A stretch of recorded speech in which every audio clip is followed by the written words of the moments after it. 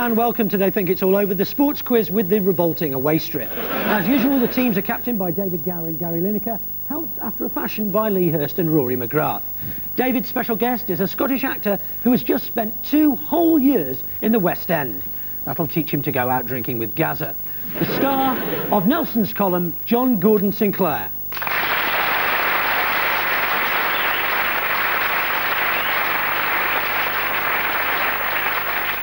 And with Gary, a 400 metres Olympic medalist whose parents always knew he was going to make a big name for himself. But just in case he didn't, they christened him Kris Uche Chukwu Duru Akabusi.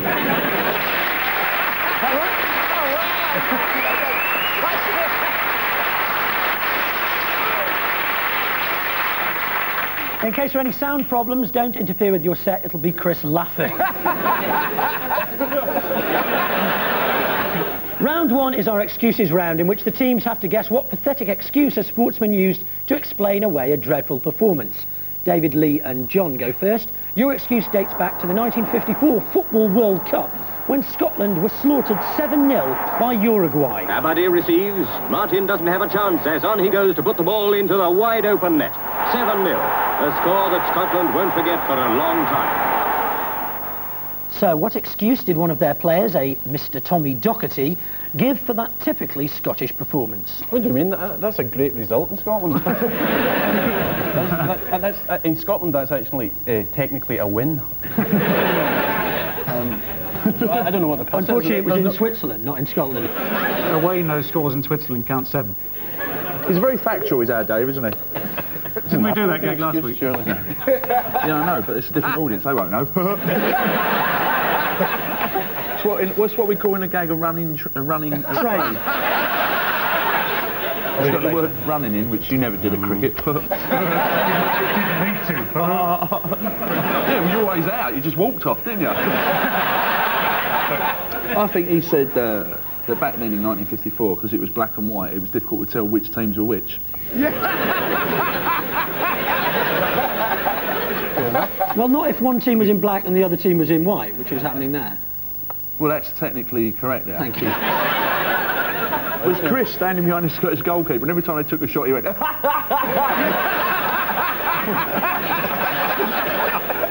it put him off, like, you know. You're such a miserable sod, aren't you?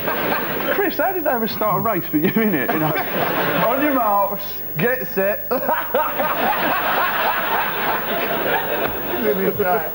Oh, man. They had rationing in those days. Could it be we were all hungry or something like that? What do you mean in those days? Have you been to Scotland recently? Still in force. OK, I'm going to hand it over if you don't know at all. No? No idea. Gary's team? Kris? No, just give us a laugh. I didn't ken, Jimmy, I didn't ken. A virus. Beg your pardon? A virus. No, well, let's let Mr. Docherty himself give us his excuse. And the worst thing about it, really, was the national anthem. Because it took about a quarter of an hour. And then when they finished, we were shattered, actually. We were absolutely exhausted.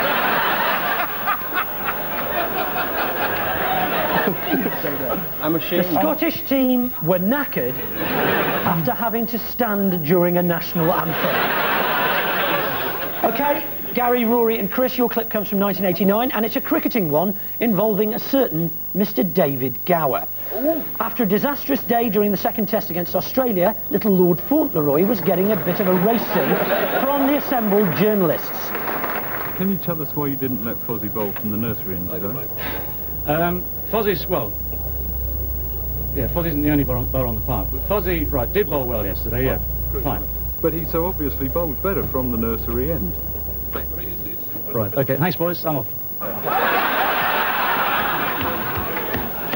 So, what was David's excuse for leaving the hostile press conference rather earlier than expected? Did his hair have to be back at the shop by 5 o'clock?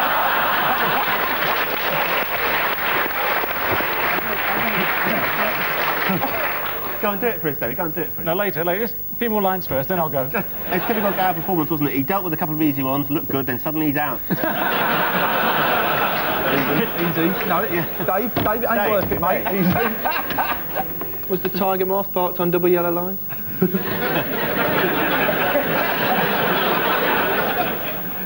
You weren't rushing off to Will Carling's alibi, were you? Yes, he's with me, Julia. He can't talk now. He's in bed reading the Bible. Wasn't he going to go to the theatre or something like that? He claimed he had opera or theatre tickets. He really went for a drink for a couple of hours because I was there. He said he's meeting friends at the opera. Yes, I'm going to have to give you the points, David. Would you like to confirm that that is indeed what happened? I had to go to anything goes. And I must say, David, you were very defensive during that press conference. Maybe if you tried that out on the pitch. David, go on. Anyway, Gary gets the points for that. So at the end of that round, David's team have 0 and Gary's team have 3.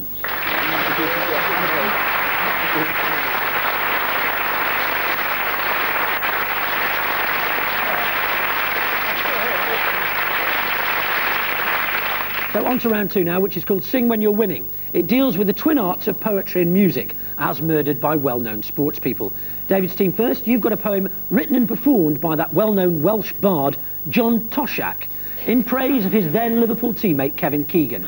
What we want to know is, what is the next line?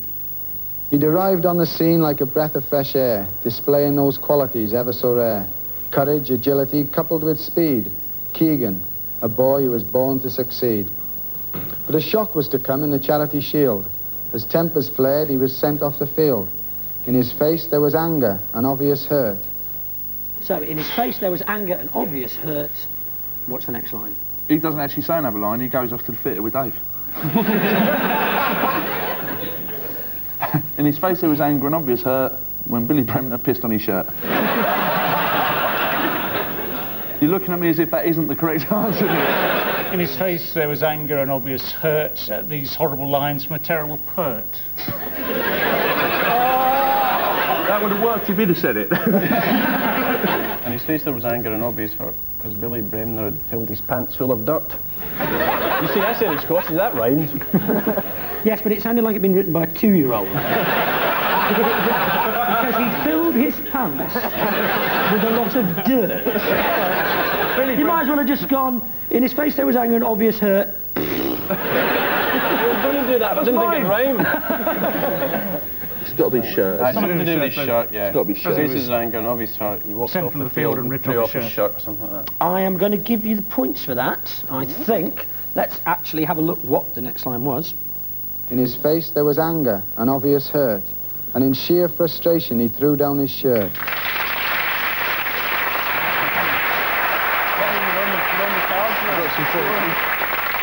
Apparently John was going to do another poem about Roger Hunt, but he couldn't think of any rhymes. So Gary's team now, we enter World Cup song Hell for your clip. It's from 1982 and features those perennial underachievers, the Scotland squad, and their lead singer, John Gordon Sinclair. Again, what we want to know is, what is the next line? And watch out at the beginning for some marvellous miming. Way in the distance, I can just make out this ball coming in from the left, and I'm starting to run like hell. And this voice is getting louder and louder and louder, crying. And this voice is getting louder and louder and louder, crying what? Now, I was hoping you'd hand across the Kevin Keegan thing, because I had a very good rhyme for that. What was that? With a haircut like that, he should be wearing a skirt. He's doing ads at the moment, isn't he, Kevin Keegan, for Sugar Puffs with the honey monster. Yeah. It's funny, it always takes Peter Beardsley wherever he goes. Isn't Lee doing ads? What about Lee's new ad? Let's talk about ads. What's that? Apparently you're doing an ad, Lee. Am I? For toilet paper. Yeah, really? Are you not happy with it? We were just wondering how they film it. Do they sort of make you put your head up against the mirror and get someone to wipe down the middle?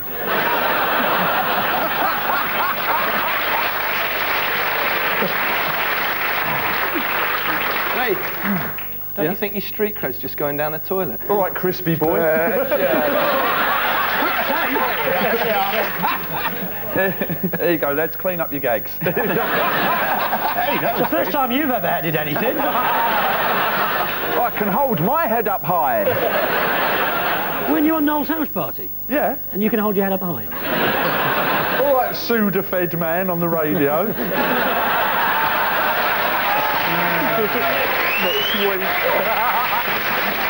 Oh, excuse me, I apologise for trying to cure ill people. Well, I apologise for cleaning up after them. OK, can we stop the Charlie Carioli show now and get on with the quiz, please? Was Rod Stewart busy? Wasn't it something about... On your head, Jimmy! Yeah, Big Yen, knock it in or something, or... Stick it in the net, like that, Big wasn't it? Jimmy I mean, it's Yen. close enough, because theirs was close All enough. right, that's close enough. So I'll give you the points. Let's actually hear what Big Yen's line was. And this voice, it's getting louder and louder and louder, crying, "Hey, Big Yen, join yourself! I have a dream! I have a dream!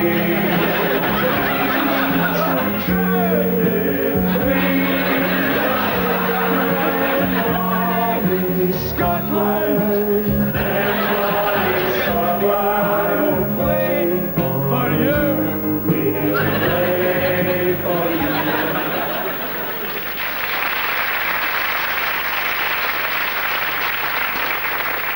So at the end of that Scottish bashing round, the scores are David's team 3 and Gary's team 6.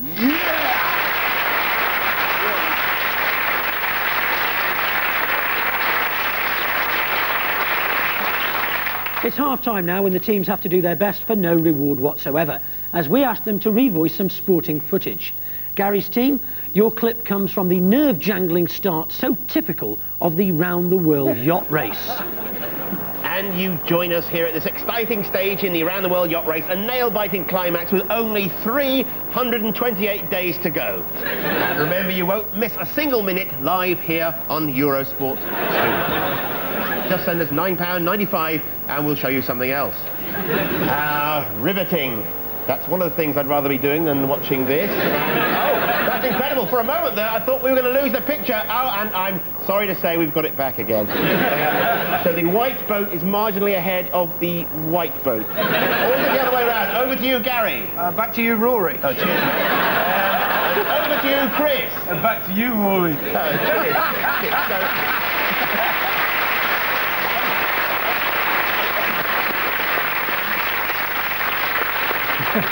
Of course, the real bummer about the Round the World Yacht Race is its winner stays on. Right, David's team now. We take you to the 1988 Olympics for your clip and the gripping spectacle that can only be Greco-Roman wrestling. And welcome to the Civic Hall, Skipton, for the semi-finals of this year's All England Synchronised Swimming Championships. Sponsored by Yorkshire Water. Your commentators are Lee Hurst and John Gordon Sinclair. Thank you, David. Here we are without any water, as you said. The referee tried to get the crowd to do a sponsored gob beforehand, but there'd have been too much phlegm. You don't need to hold your breath, of course, without this. You don't need a nose peg, but if I was him, I'd want a nose peg. Where it's England, bloody stupid there, wearing your shoes because they're frightened about catching a verruca. Over to you, John. Thank you very much, Lee. Well, it looks like they're actually miming having difficulty breathing, which is excellent stuff. It looks like they're miming coming up for fresh air. This is superb. And what are they up to do? They're falling over. This is just absolutely... Join us after the break when the St John's ambulance will be on hand for the high diving.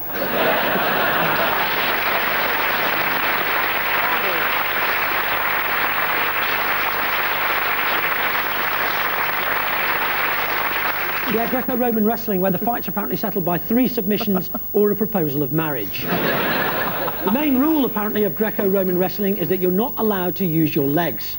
Arthur Askey went on to beat Douglas Bader in the final. Sorry, Mum.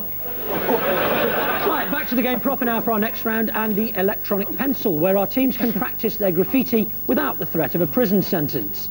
This week's action comes from the recent Veterans Tennis Tournament in Florida and features the old grunter himself, Jimmy Connors, playing against Guillermo Vilas. When we stop the action, we'd like you to draw where the ball went.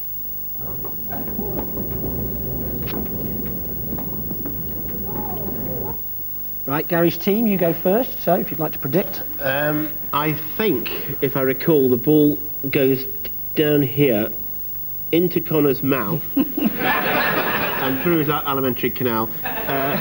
It turns up 4 hours later over here in the lavatory, at which point Lee Hurst throws on a toilet roll with his campaign, something like that.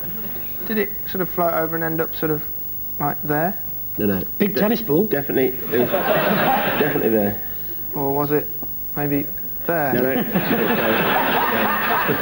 No, it was definitely there. I've got an idea. That pen won't work. Yeah.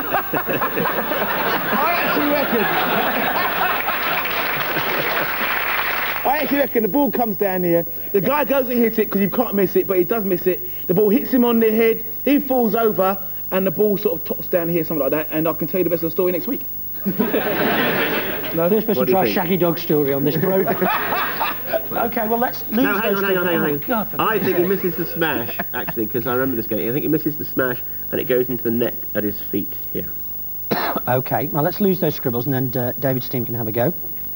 Well, what happens, right, is the ball, which, as you remember, went up that way. Yeah. Right, goes up there, and it just stays there. A factual answer, maybe. I have no idea. Let's help John out here first off, right? There you go. That'll make you feel at home.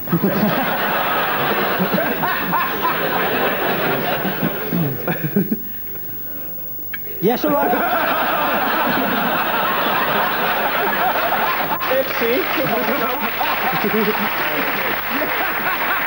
We're not having anybody write foolish chap on the screen.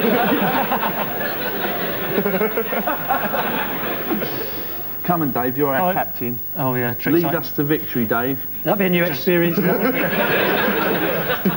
back. He's back. Oh, no. It's the unicyclist again. With a helmet on. Don't forget the balancing stick. Chris, can I ask you another question while Dave's... You know your laugh. You know you've got these... You're quite famous for this laugh, right? How did you ever pass the random drug test? Actually, I've toned it down a bit since those days. Have you? Yeah. Since you're taking drugs. Can I just give you a bit of advice on your team, right? Yeah. You're losing, right? And so far your answers are a unicyclist, no gravity, 7-0 and And actually the smash, I'll go back to it. The smash comes from there. Yeah. And goes... So I'm sure he hits it, he's quite a good player. Goes back that way. That's the serious one, goes out that way. Okay, well, let's get rid of those and see what actually happens. Well, exactly. Oh, no! What? Nice! I'll tell you what, and it's gone that way. Brilliant. Pretty good, and he catches it. So let's put the scribbles back on, see who was closest. Nobody. Given those tries, the winners are Ian Hislop's team. So that means the scores remain at the end of that round. David's team 3 and Gary's team 6. Oh, wow.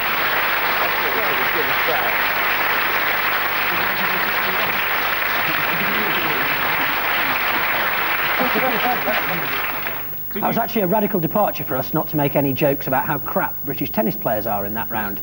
They feel a little bit, you know, disloyal doing that, especially now I'm ranked number 2. Okay. It's time now for our hands-on round, Field the Sportsman, in which team members are blindfolded and forced to identify sports people by feeling them. Gary and Rory, if you'd like to assume the position first, please. Yummy. Okay, if you'd like to put your blindfolds on. And can we have our first mystery guest, please?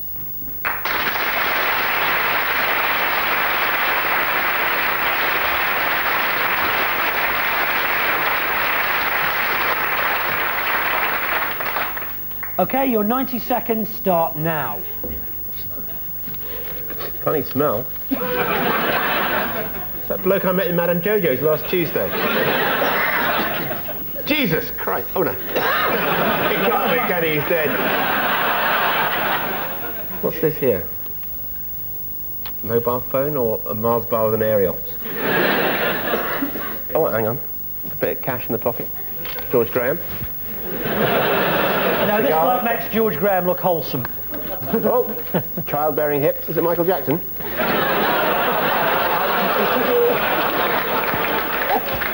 Shall I give you a very big clue? Yeah, go on. Money on. He's a bit of a monster. Monster. Monster. Honey monster. Short hair. Or is it AstroTurf? Mobile phone. Oh, it's Eric. Eric Hall. Oh, yeah. Monster. Brilliant. Well done. Fergie, though, not Truthful. Okay, that's right.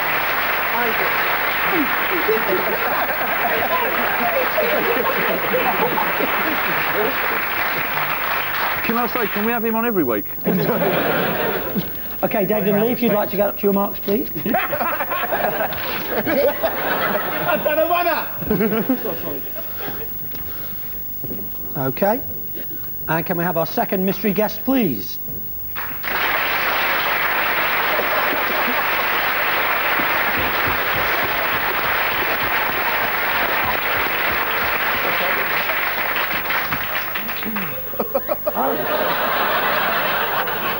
Enjoy.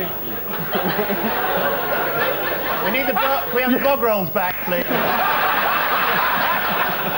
OK, I hope you enjoy this. Your 90 seconds start now.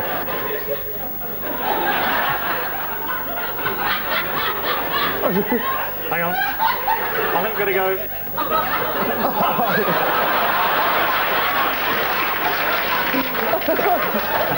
go. Is it somebody who really shouldn't streak? Is that... oh, my God. I was just going to say, I wouldn't want to wind him. What's your fingers? This is a bloke. How big are we talking here? Well, the size of him, I could have done this from home. Careful. So it's somebody... Easy boy, easy. He's got... This is well, he's big. He's big, right? Are you talking... I think he might be taking a dump as well. I didn't hear him drill a hole in the floor. We're talking sumo. We're talking... It's got to be, isn't it? Yeah, sumo? It is a sumo wrestler, but I need his name. Oh, yeah, right, yeah. Big fan. Tacky Puppy Nacky. OK, he's got an amazing dancing bear. Oh, God. Oh.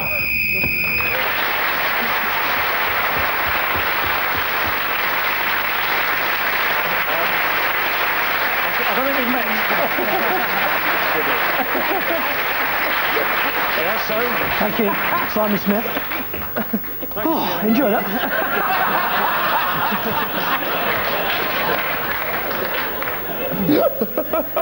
You kept going back though, didn't you?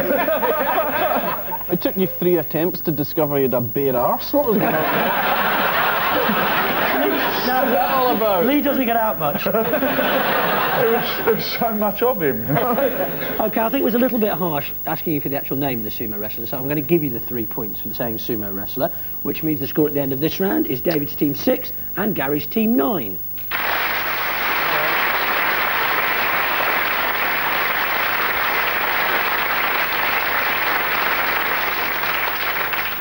Biggest arse we've had on the show since Eric Hall. Before the name game starts, can we just offer you this £300? Over to Nick. What, please? Yeah, David, place up a joke book. Right, it's time now for our final round, the name game. Each team has 90 seconds to guess a list of sporting names from clues given by a team member. Winning team first, so the winning team at the moment is Gary's team. There you go, pass that to Rory, please. There you go, my friend. Hugh, your 90 seconds start now. Swedish tennis player. Boring. Edinburgh. Bjorn Borg, yeah, correct. If she had a runner, American, I think if she had a nickname, it'd be something like Flojo. Florence Griffith Joyner. Yeah, not Flojo, yeah. A racehorse very dear to your wallet, Gary. Racehorse, you know. Crunchy racehorse with salt and vinegar over it. Crisp. Bloody hell. Another one, dear to us. Nottingham Forest defender. Another crispy one for you. Walker. Des Walker. Yeah. Lady golfer, British. Laura Davis. Laura Davis, yeah. Don't know what this bloke... you might know this. He brought the people of Israel through the Red Sea. Moses. Edwin Moses. No, Moses is his first name. Moses Kiptanui. Oh, yeah, very good. And former Arsenal and Northern Irish defender, grow in paddy fields. Fun enough. Rice. Pat Rice. Yeah, Pat Rice. Same Christian name as Bremner. Billy. The Thames and the Tyne are... Rivers. Billy Rivers. How many rivers? Billy Two Rivers. Two rivers, correct. Crack defender, Graham Souness bought him. Graham Souness bought him for Liverpool. He's either Danish or Picnic. Torben Picnic. Yeah. If you're not guilty, you are... Innocent. And... Igmaniki. Former Dutch manager, sickly drink like shampoo. Very good. The whistle's gone. Is it innocent Igmaniki a runner, isn't it?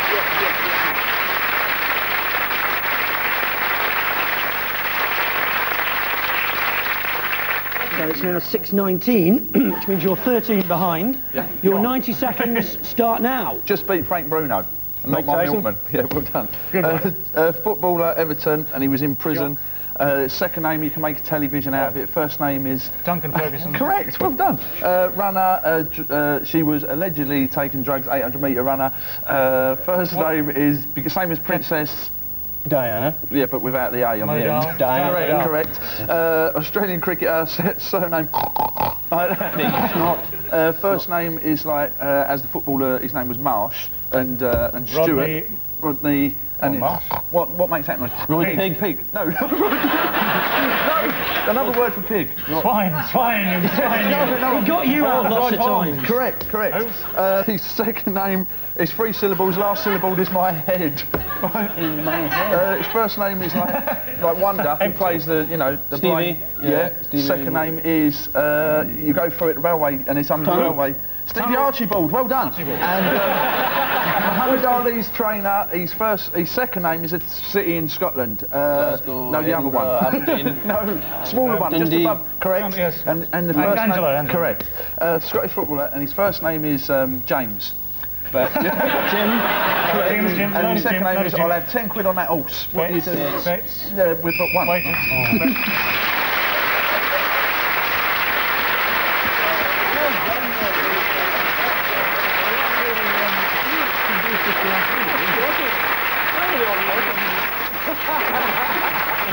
The one I didn't understand the clue was you can make a television out of it. Ferguson. How can you make a television out of Ferguson?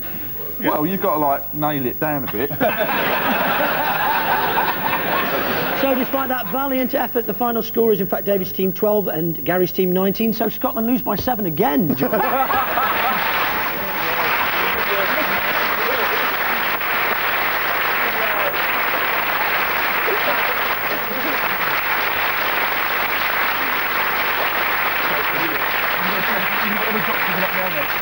Well, thanks to David Gower, Lee Hurst and John Gordon Sinclair and Gary Lineker, Rory McGrath and Kris Akabusi. We're all off to ruin our image and do an embarrassing advert for toilet paper. My name's Nick Hancock. They think it's all over. It is now.